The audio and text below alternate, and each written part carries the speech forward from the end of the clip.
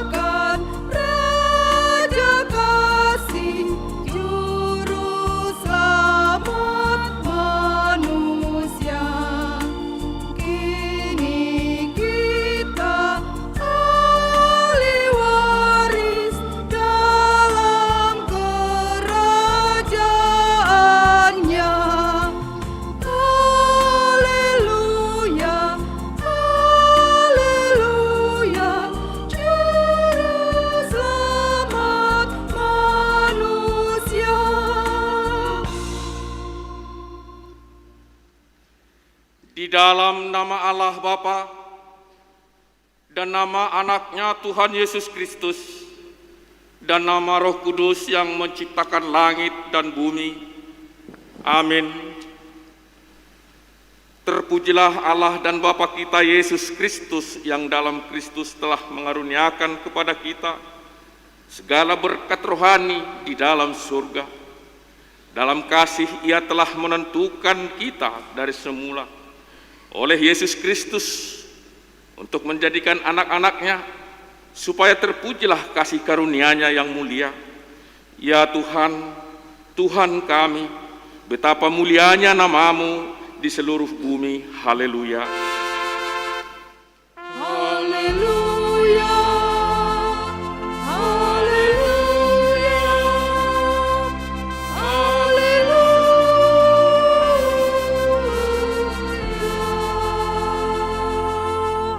Kita berdoa.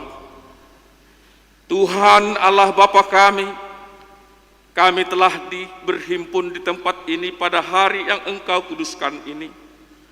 Bukalah telinga dan hati kami, supaya kami dengan sukacita mendengarkan firman-Mu yang kudus, dan agar kami memelihara dan menghayati di dalam hati kami, serta penuh pengharapan berdoa kepadamu. Ajarlah kami menghitung hari-hari kami sedemikian, hingga kami beroleh hati yang bijaksana. Terimalah kami ke dalam hidup yang kekal, di mana kami akan memuji Engkau di dalam anak-Mu, Yesus Kristus Tuhan kami. Amin. Kita puji Tuhan, kita bernyanyi dari 722.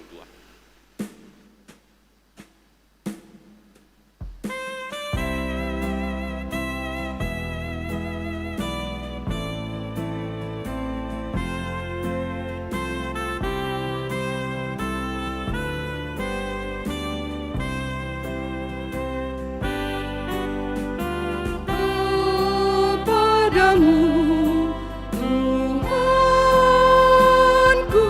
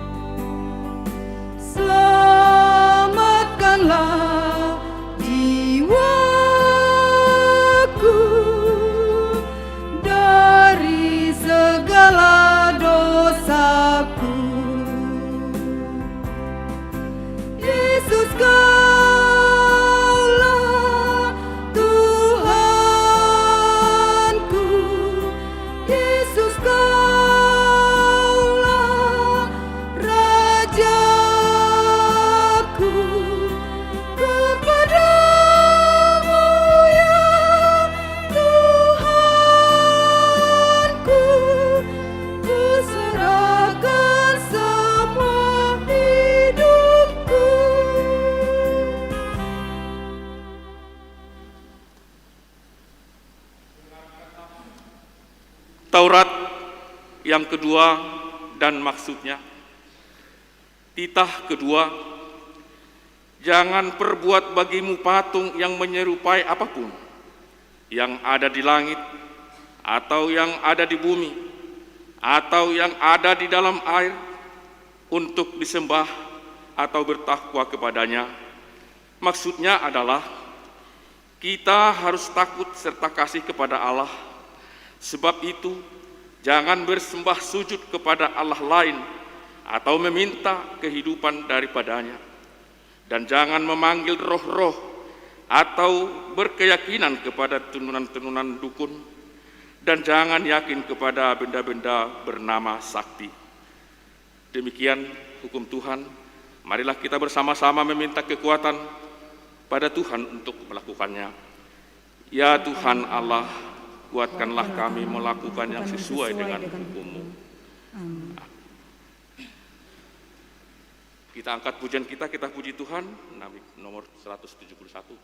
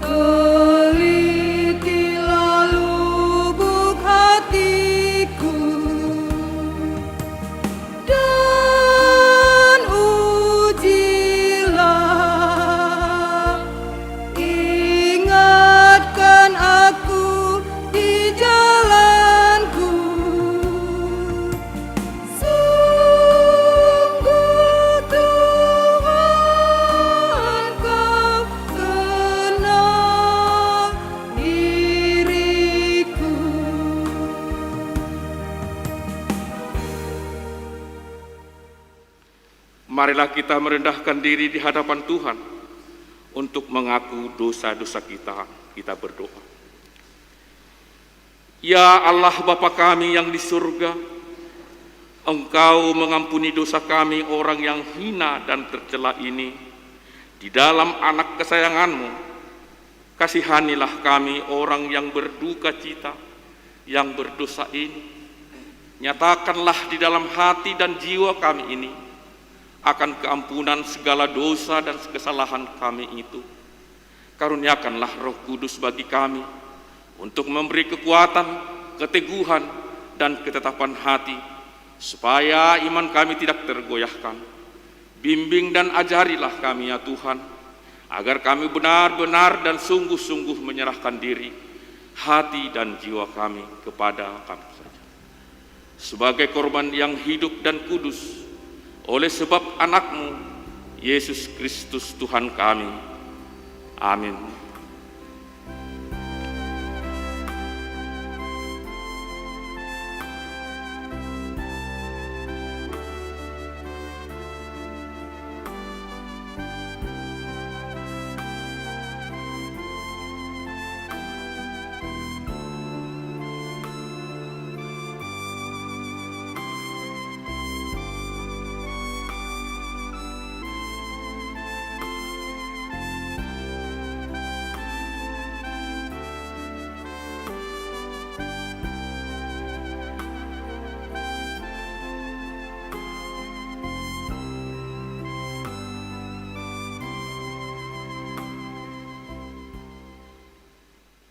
Dengarlah dan terimalah janji Tuhan tentang pengampunan dosa-dosa kita.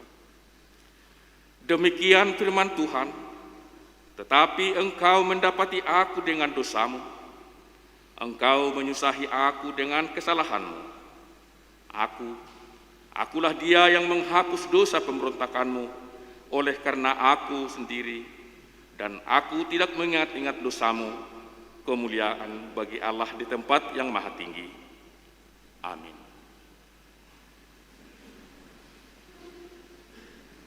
Kita puji Tuhan, kita bernyanyi nyanyian dari 169.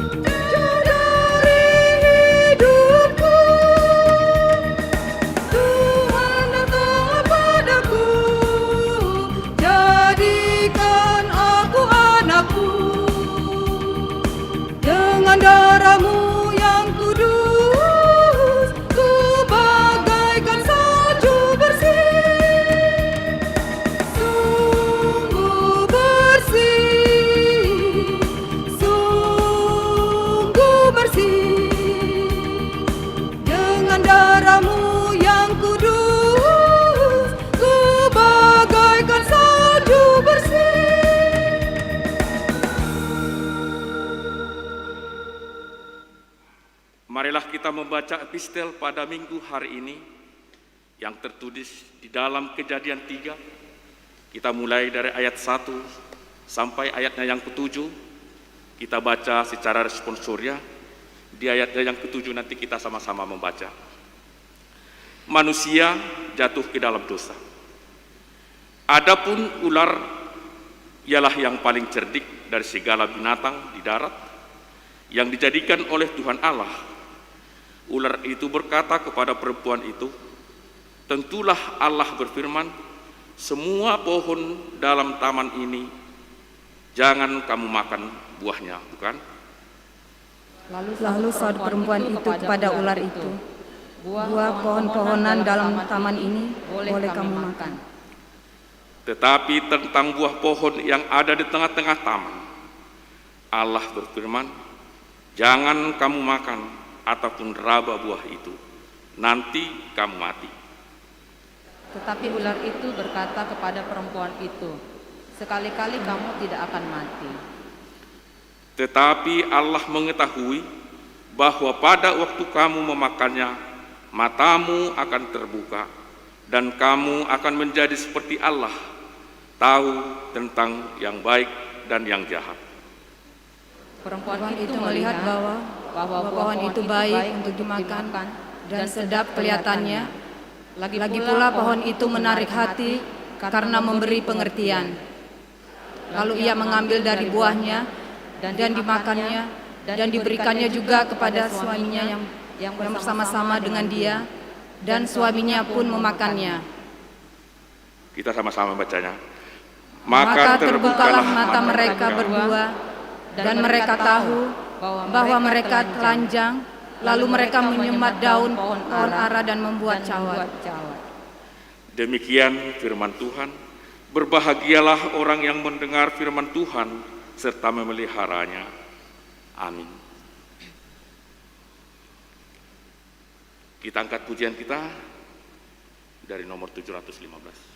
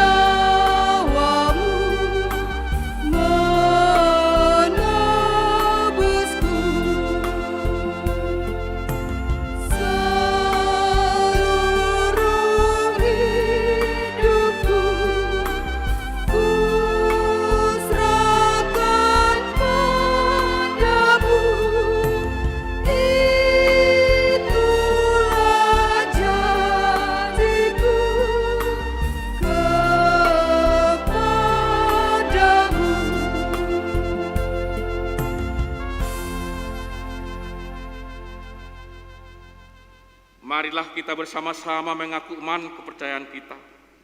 Sebagaimana teman-teman seiman di seluruh dunia, kita bersama-sama mengucapkannya.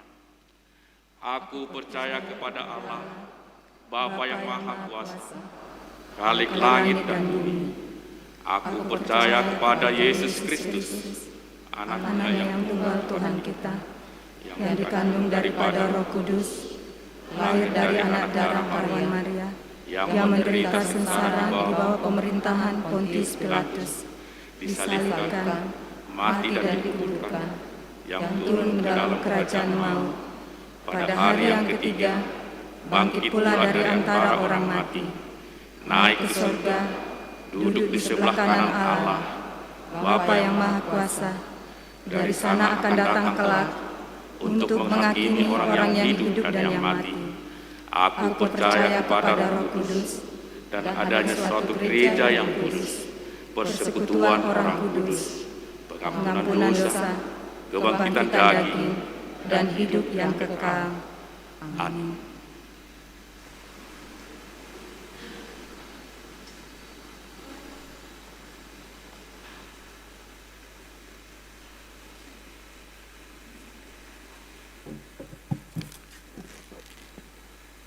Salam, selamat hari Minggu buat kita semua, Amanginang.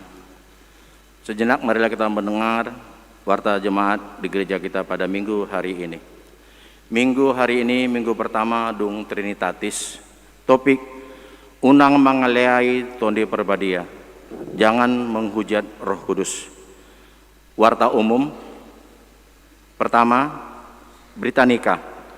Berita pertama, akan menerima berkat nikah Fernando Simarmare, Sarjana Teknik, putra Bapak Joni Simarmare, Ibu Riamsa Borosi Hotang, alamat Lumban Haroroan Tapianauli, Jemaat HKBP Tapianauli, Resort Peranginan, dengan Lisbeth Lindreni Borubis, Sarjana Ilmu Pendidikan, putri dari Bapak Sintua Victor Pelubis, Ibu Wati Boru Lumban Tobing, alamat Jalan Sail nomor 65I, Bambu Kuning, Sektor Pekanbaru Tonga, Jemaat HKBP Pekanbaru, Resort Pekanbaru.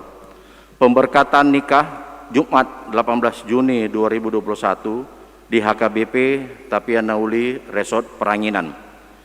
Jemaat yang bertambah, mulai minggu hari ini 6 Juni 2021 telah tambah jemaat gereja kita dari keluarga Bapak Beni Triadi Naputupulu, Ibu Kristina Anggreni Boru Purba, beserta 2 orang anak, 1 putra, 1 putri, pindah dari HKBP Tanjung Mulia, Resort Medan, Deli. Sekarang tinggal di Jalan Pesantren, Jalan Gungu, Galunggung, Perumahan MIP, Blok A 14, Sektor Pengayoman.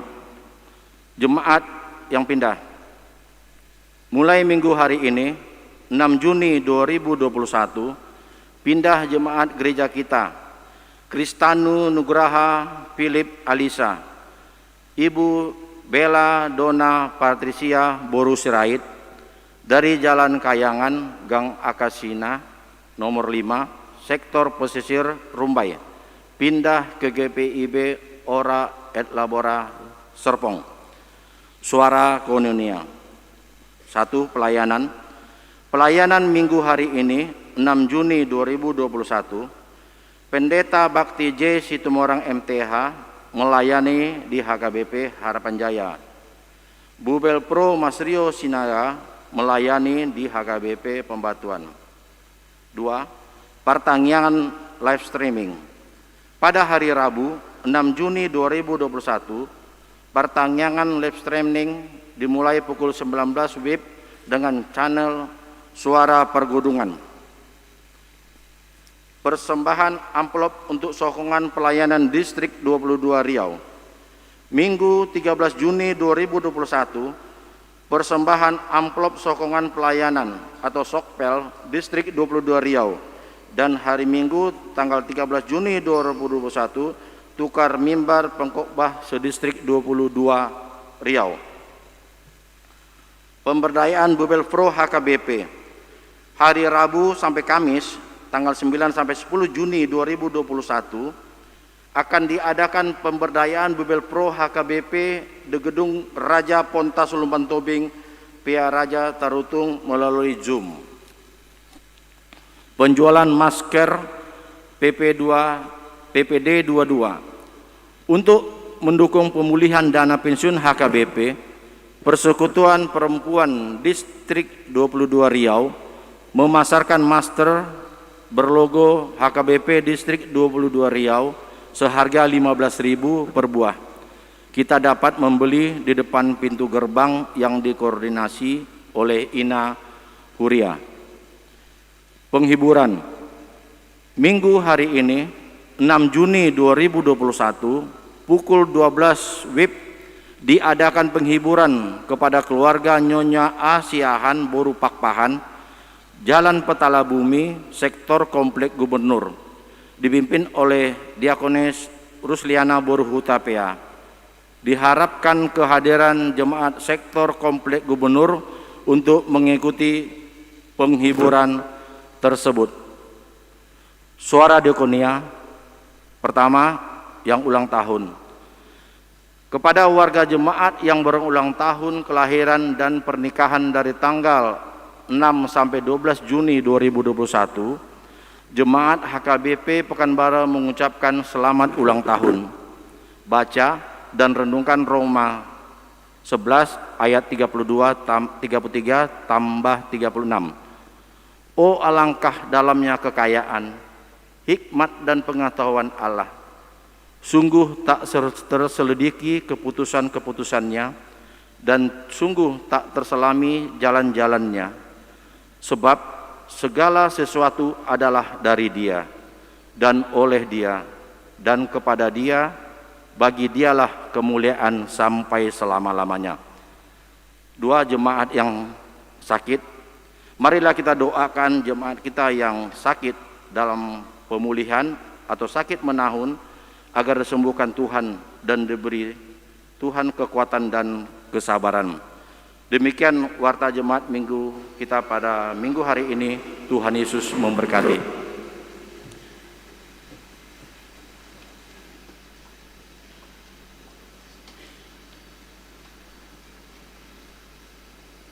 Kita puji Tuhan, kita bernyanyi nomor 719.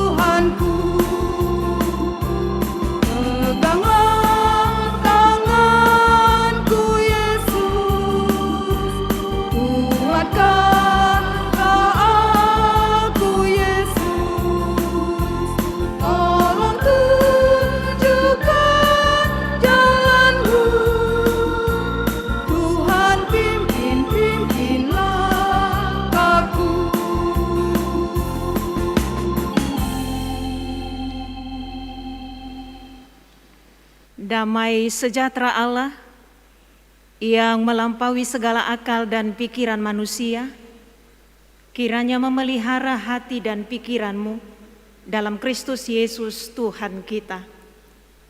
Amin. Jemaat yang dikasihi Tuhan Yesus Kristus, mari kita dengarkan kebenaran firman Tuhan yang menjadi khotbah pada minggu hari ini. Itu yang tertulis dalam Injil Markus pasal yang ketiga, dimulai dari ayat yang pertama sampai ayat yang ke-35. Demikian firman Tuhan. Yesus dan Beelzebul. Kemudian Yesus masuk ke sebuah rumah. Maka datanglah orang banyak berkerumun pula sehingga makan pun mereka tidak dapat. Waktu kaum keluarganya mendengar hal itu, mereka datang hendak mengambil dia. Sebab kata mereka, ia tidak waras lagi. Dan ahli-ahli Taurat yang datang dari Yerusalem berkata, ia kerasukan Beelzebul, dan dengan penghulu setan ia mengusir setan. Yesus memanggil mereka lalu berkata kepada mereka dalam perumpamaan, bagaimana iblis dapat mengusir iblis? Kalau suatu kerajaan terpecah-pecah, kerajaan itu tidak dapat bertahan. Dan jika suatu rumah tangga terpecah-pecah, rumah tangga itu tidak dapat bertahan. Demikianlah juga kalau iblis berontak melawan dirinya sendiri, dan kalau ia terbagi-bagi, ia tidak dapat bertahan. melainkan sudahlah tiba kesudahannya. Tetapi tidak seorang pun dapat memasuki rumah seorang yang kuat untuk merampas harta bendanya, apabila tidak diikatnya dahulu orang kuat itu. Sesudah itu barulah dapat ia merampok rumah itu. Aku berkata kepadamu, sesungguhnya semua dosa dan hujat anak-anak manusia akan diampuni, ya, semua hujat yang mereka ucapkan. Tetapi apabila seorang menghujat Roh Kudus, ia tidak mendapat ampun selama-lamanya, melainkan bersalah karena berbuat dosa kekal. Ia berkata demikian karena mereka katakan bahwa ia kerasukan roh jahat. Yesus dan sanak saudaranya, lalu datanglah ibu dan saudara-saudara Yesus. Sementara mereka berdiri di luar, mereka menyuruh orang memanggil dia.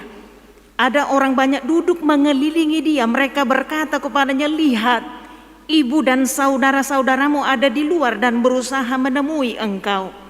Jawab Yesus kepada mereka, siapa ibuku dan siapa saudara-saudaraku?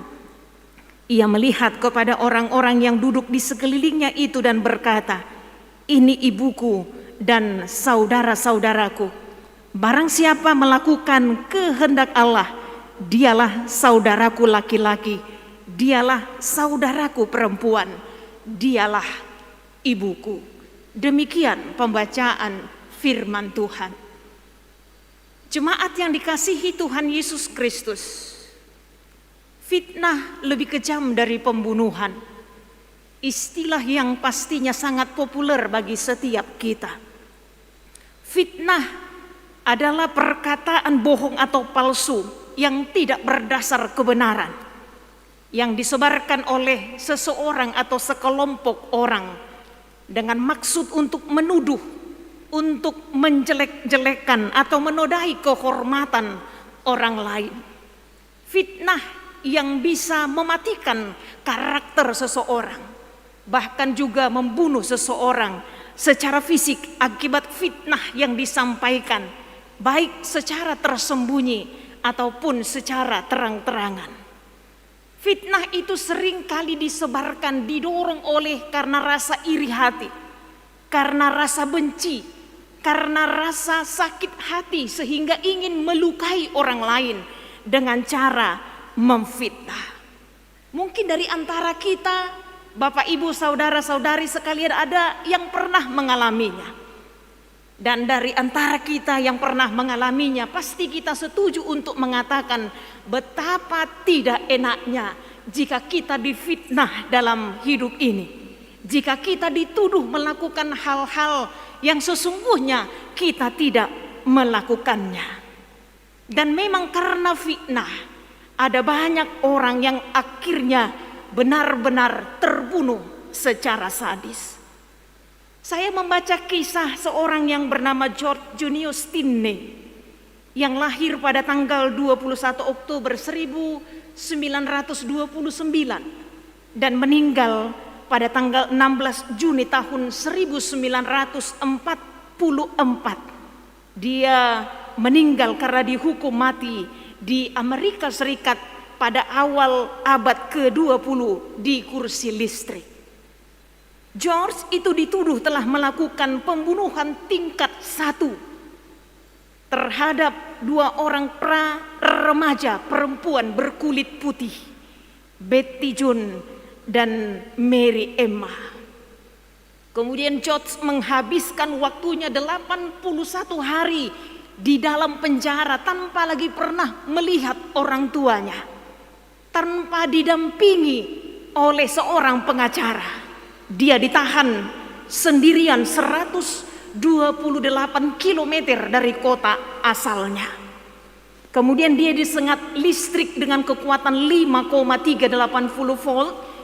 Di kepalanya kita bisa bayangkan seorang remaja putra mendapat hukuman sesadis itu saat dia berumur 15 tahun.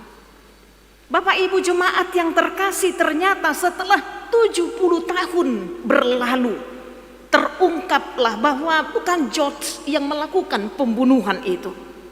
Ada seorang hakim di South Carolina yang berhasil membuktikan itu. setelah anak laki-laki berusia 15 tahun itu 70 tahun kasus ini baru terungkap. Ternyata George itu difitnah untuk menyalahkannya hanya karena keluarganya berasal dari keluarga yang berkulit hitam. Betapa sadisnya sebuah fitnah yang disampaikan kepada seseorang. Betapa sadisnya sebuah tuduhan demi tuduhan. Dan dari sini kita melihat bahwa betapa lihainya seseorang atau sekelompok orang menyebarkan fitnah agar orang yang difitnah itu tersakiti, bahkan terancam untuk dibunuh. Tokoh-tokoh Alkitab sendiri di dalam kisah Perjanjian Lama dan Perjanjian Baru mengalami bagaimana mereka difitnah sekalipun mereka tidak melakukan kejahatan. Kita pasti ingat tentang Yusuf yang difitnah oleh istri Potifar karena istri Potifar sakit hati akibat Yusuf tidak mau melayani keinginannya, membuat Yusuf akhirnya harus terpenjara. Kita juga pastinya ingat bagaimana Daniel itu difitnah oleh lawan-lawannya, bahkan dia diancam akan mendapatkan hukuman. Kita juga tahu bagaimana Rasul Paulus juga menerima tuduhan demi tuduhan, fitnahan demi fitnahan dalam pelayanannya, sehingga Rasul Paulus pun dipenjara karena fitnah yang dituduhkan kepadanya. Demikian juga Stefanus yang akhirnya mati martir, dilempari dengan batu karena tuduhan yang tidak berdasarkan kebenaran yang disampaikan kepadanya. Bahkan jemaat yang dikasihi Tuhan Yesus Kristus, Tuhan Yesus sendiri juga ternyata pernah mengalami tuduhan demi tuduhan, fitnahan demi fitnahan yang sangat kejam, bahkan terang-terangan sebagaimana yang diberitakan melalui nats kita pada saat ini. Di konteks Injil Markus pasal yang ketiga ayat yang ke-22 ini, bahkan tuduhan itu justru disampaikan oleh ahli-ahli Taurat yang notabene adalah tokoh-tokoh agama pada saat mereka. Mereka ini adalah sekelompok yang merasa sangat terusik dengan kehadiran Yesus. Karena kalau istilah sekarang, kehadiran Yesus di dalam pelayanan sangat viral, membuat kemanapun Yesus pergi akan banyak orang berbondong-bondong mengikut dia. Karena orang banyak itu melihat bahwa Yesus berkhotbah dan mengajar sangat berbeda dengan tokoh-tokoh agama sebelumnya yang telah mereka dengarkan khotbah dan pengajarannya. Molo di bahasa Batak di doktung macai marsahala do molo marjamita do khot mengajari tuhata Yesusi.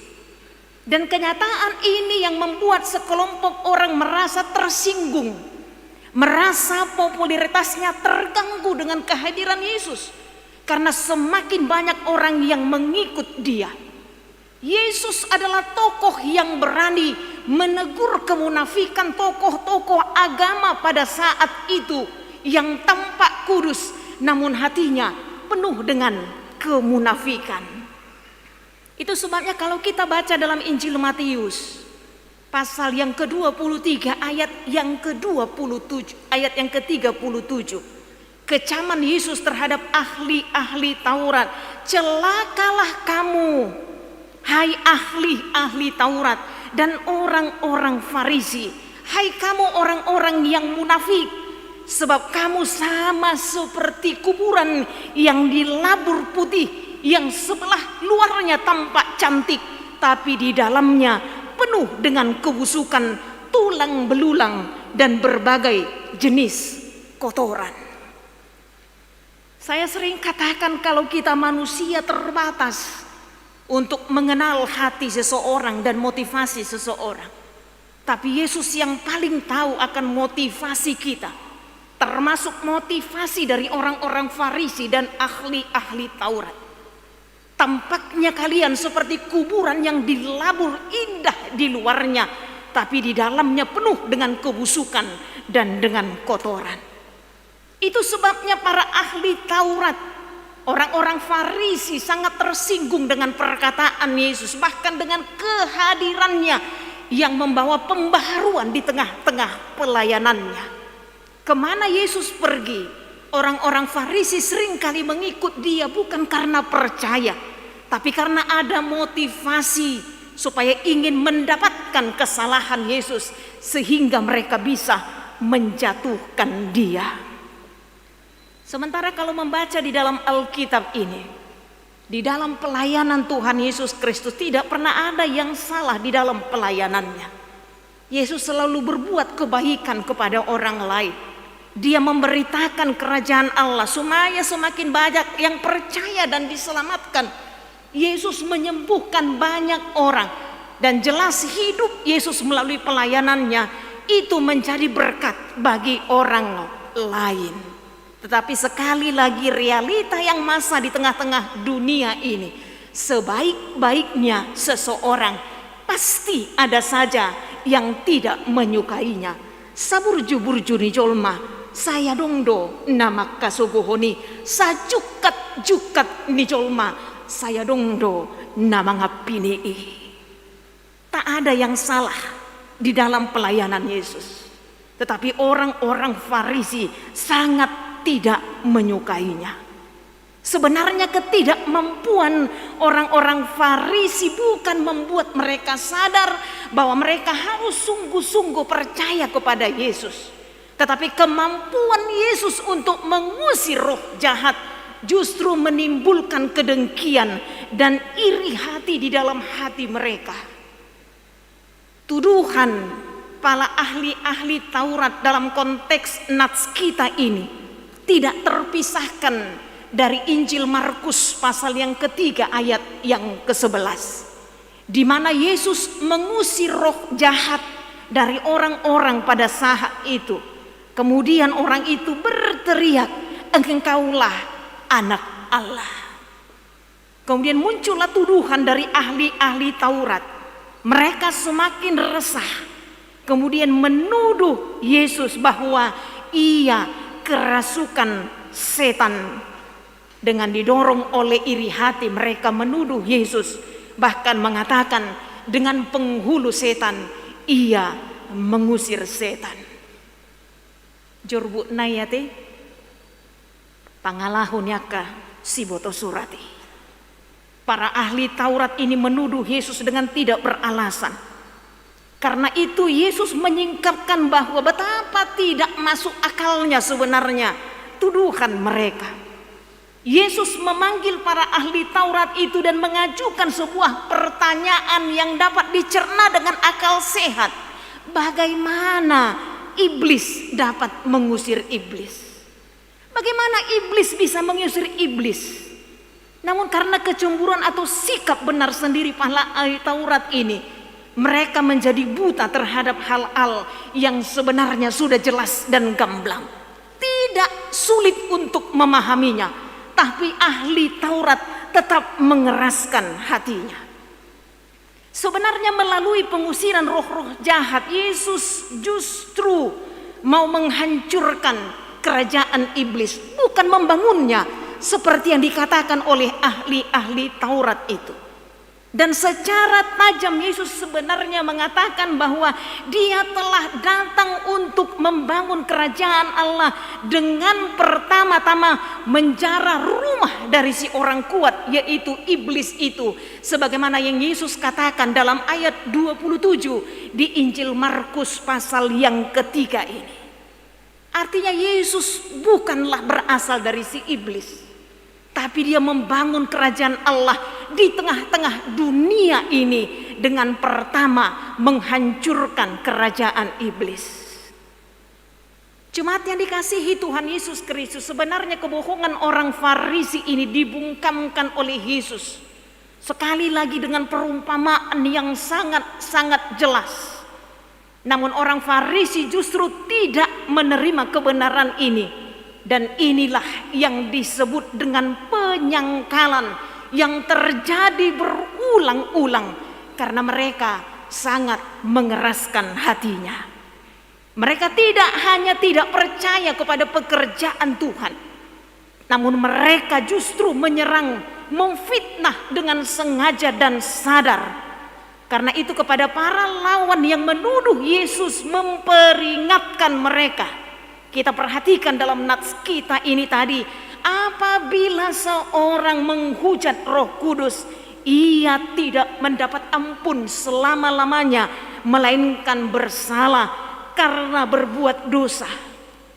Ia berkata demikian karena mereka katakan ia kerasukan roh jahat. Saya pikir inilah yang menjadi perenungan bagi kita bersama. Bapak, Ibu, saudara-saudari yang terkasih, Roh Kudus yang diutus oleh Tuhan ke tengah-tengah dunia ini sebenarnya bertujuan untuk menginsafkan kita, menyadarkan kita akan kesalahan kita, menyadarkan kita akan dosa-dosa kita, menyadarkan kita agar kita membuka hati kita dituntun oleh Roh-Nya, agar kita menerima keselamatan yang ditawarkan oleh Tuhan melalui pengorbanan Yesus di kayu salib demi untuk menyelamatkan kita. Namun kalau dikatakan menghujat Roh Kudus, berarti manusia bukan saja melakukan penghinaan kepada Tuhan, tetapi menolak Tuhan dan juga keselamatan yang diberikan kepadanya. Buasa bui masau karena manusia menutup hatinya, mengeraskan hatinya, tidak membuka hatinya dituntun oleh Roh Kudus, hidup hanya berdasarkan kebenarannya sendiri. Karena itulah kebenaran firman Tuhan sesungguhnya senantiasa mengingatkan kita, jangan pernah mengeraskan hati kita. Idu ubay nasay tatangihon hatani dibata asa palapok korohat taon, supaya kita mengerti akan kebenaran. Kemudian kita mengerti kehendak Tuhan yang harus kita lakukan di dalam kehidupan kita. Sekalipun di satu sisi Yesus dengan tegar menegur kekerasan hati mereka dengan tujuan supaya orang-orang Farisi dan setiap orang yang awalnya menolak kebenaran itu jangan berulang-ulang mengeraskan hatinya. Itu sebabnya kebenaran firman Tuhan dalam Ibrani pasal 3 ayat yang ke-15 mengingatkan, pada hari ini jika engkau mendengarkan suaranya, jangan keraskan hatimu seperti dalam pemberontakan. Mengingatkan bangsa Israel yang sudah melihat keajaiban demi keajaiban, tapi mengeraskan hatinya di hadapan Tuhan. Itu sebabnya selain Yosua dan Kaleb, semua yang berumur 20 tahun ke atas mati di padang gurun, tidak sampai memasuki tanah Kanaan. Karena apa? Karena bangsa itu mengeraskan hatinya. Penulis surat Ibrani sekali lagi mengingatkan, pada hari ini jika engkau mendengarkan suaranya, unang papir rohamuna, dangadung lafatan nii. Dengan tegas hari ini firman Tuhan bahkan melalui topik minggu kita diingatkan, jangan menghujat Roh Kudus. Dan nabuhi tataruli di haluau nasiat hatta molosai tapapir rohata. Karena itu ketika Tuhan masih memberikan kita kesempatan, mari kita membuka hati kita terhadap setiap kebenaran. Sekalipun mungkin kita ditegur melalui kebenaran itu, seringkali orang merasa sakit hati ketika dia ditegur.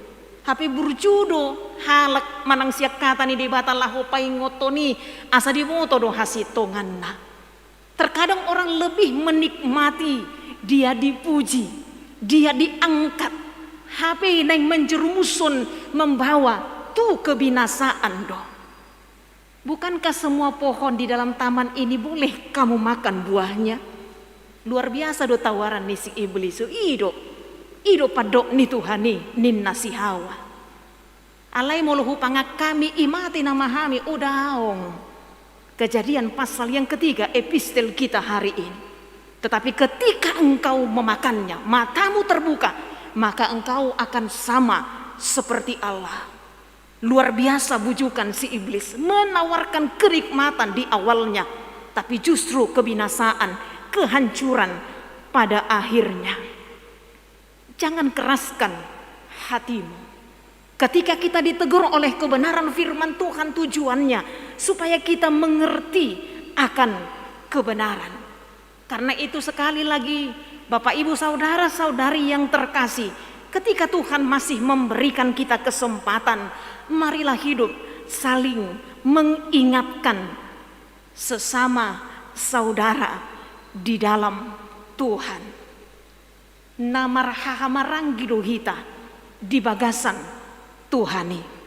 Firman Tuhan mengingatkan kita mulai dari ayat 31 sampai ayat yang ke-35. Hanya saja perkataan Yesus ini jangan disalah tafsirkan. Yesus tidak bermaksud meniadakan hubungan keluarga inti antara ayah, ibu, dan anak-anaknya. Dan perkataan Yesus inilah yang sering kali disalah tafsirkan oleh sekelompok sekte dengan mengatakan toema molo masuki betu sadani huria losna tua-tua itu natoras niba dohot akka saudara-saudara niba, tidak perlu lagi ayah, ibu, dan keluarga ini. Bukan itu maksud dari nats kita ini. Tapi Yesus memperluas makna dari kekeluargaan. Di dalam Kristus kita adalah sesama saudara yang saling mengasihi, yang saling mengingatkan supaya kita sama-sama memperoleh keselamatan. Kasih Kristus yang mengikat kita, Bapak Ibu saudara-saudara yang terkasih, tanpa melihat latar belakang kita, tanpa melihat kaya dan miskin, pintar dan bodoh, berjabatan dan tidak berjabatan, tapi di dalam Kristus kita dipersatukan, dan ini adalah karya Roh Kudus. Karena itu hendaklah hidup kita dipenuhi dengan Roh Kudus, hidup yang dikuasai dan dipimpin oleh Roh Kudus, agar kita menjadi serupa dengan Kristus, percaya kepadanya dan karya ajaibnya. Kita hidup diberikan kesempatan untuk menerima tawaran keselamatan. Firman Tuhan mengingatkan, bukalah hati kita agar dituntun oleh Roh Kudus, sehingga kita diingatkan menjadi orang-orang yang setia sampai kepada akhirnya. Karena firman Tuhan menjamin siapa yang setia sampai kepada akhirnya, kepadanyalah Tuhan menjanjikan mahkota kehidupan. Amin. Kita berdoa. Kami bersyukur Bapa di dalam surga, karena Engkau menyatakan kasih-Mu melalui Yesus Kristus Tuhan dan Juru Selamat kami. Dan di dalam Roh Kudus yang menginsafkan, menegur, mengingatkan kami, dan memimpin hidup kami di dalam kebenaran. Karena banyaknya godaan, tawaran, dan kenikmatan duniawi yang sering kali menjerat kami. Karena itu kami membutuhkan Engkau Tuhan, dan Roh-Mu yang senantiasa mengingatkan kami, agar kami mengerti kehendak-Mu yang harus kami lakukan di dalam kehidupan kami. Tuhan, bukalah hati kami agar kami hidup dituntun oleh Roh-Mu. Jangan biarkan kami berdiri di atas kebenaran kami sehingga menyimpang dari kebenaran firman Tuhan. Tapi di dalam kebenaran-Mu kami dimampukan untuk melakukan yang terbaik seturut dengan kehendak-Mu. Berkati seluruh jemaat-Mu Tuhan yang boleh beribadah di gereja-Mu ini, bahkan jemaat-Mu yang beribadah secara live streaming dari rumah mereka masing-masing. Tuhanlah yang kiranya memelihara hidup dan kehidupan kami, sehingga kami menjadi orang-orang yang senantiasa hidup di dalam kebenaran-Mu. Berkati jemaat-Mu yang berduka, Tuhan yang menghiburkan. Berkati jemaat-Mu yang lemah, Tuhan yang menguatkan. Berkati jemaat-Mu yang sakit, Tuhan, Engkaulah yang memulihkan. Dan Engkau yang memelihara setiap iman kami, supaya kami menjadi orang-orang yang setia kepada Tuhan sampai akhir kehidupan kami. kami menjadi pemenang dan menerima mahkota kehidupan yang Tuhan janjikan kepada setiap orang yang setia kepadamu sampai kepada akhirnya. Peliharalah hidup kami selama Tuhan masih memberikan kami kesempatan. Dalam kasih Kristus Yesus kami sudah berdoa dan mengucap syukur. Amin.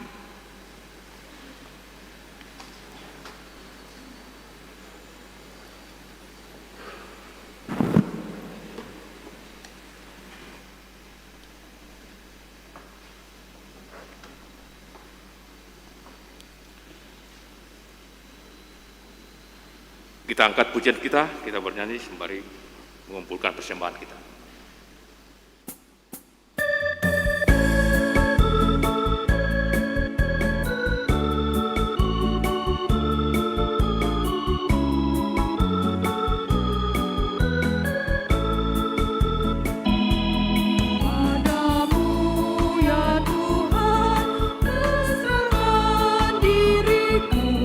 Pakailah sesuai rencanamu.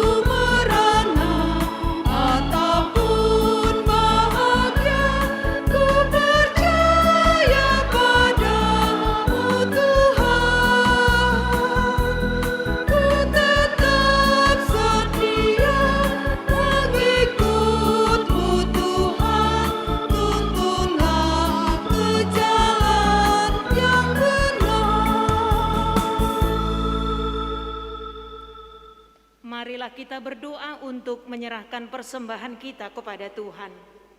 Ya Allah Bapa kami yang di surga, kami mengaku bahwa Tuhan adalah sumber dari segala karunia yang melimpah dalam kehidupan kami masing-masing. Sebahagian daripada karunia itu kami serahkan kembali sebagai persembahan kepada Tuhan.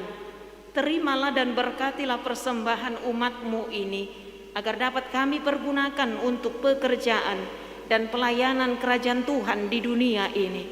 Bukalah hati kami untuk mengenal betapa banyak berkat dan karunia yang kami peroleh dari Tuhan, supaya kami senantiasa bersyukur kepadamu di dalam nama Yesus Kristus Tuhan kami. Amin.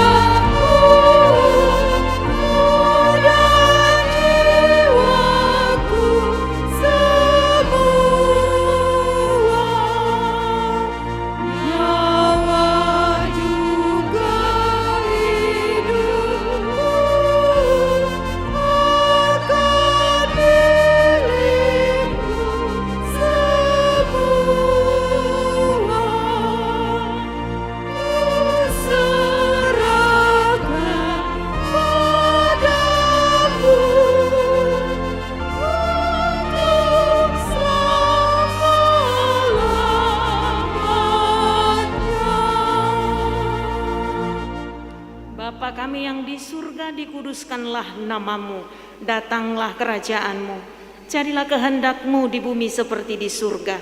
Berikanlah kami pada hari ini makanan kami yang secukupnya, dan ampunilah kami akan kesalahan kami, seperti kami juga telah mengampuni orang yang bersalah kepada kami. Dan janganlah membawa kami ke dalam pencobaan, tetapi lepaskanlah kami daripada yang jahat.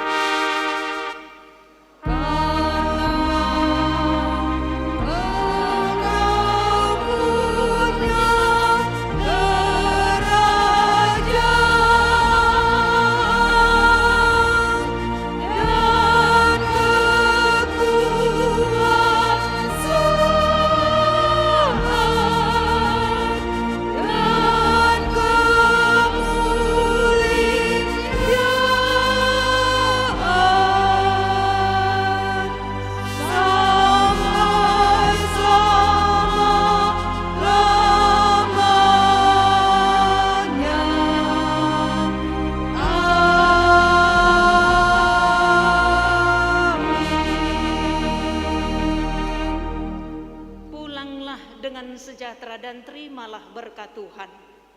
Tuhan memberkati engkau dan melindungi engkau. Tuhan menyinari engkau dengan wajah-Nya dan memberi engkau kasih karunia. Tuhan menghadapkan wajah-Nya kepadamu dan memberi engkau damai sejahtera.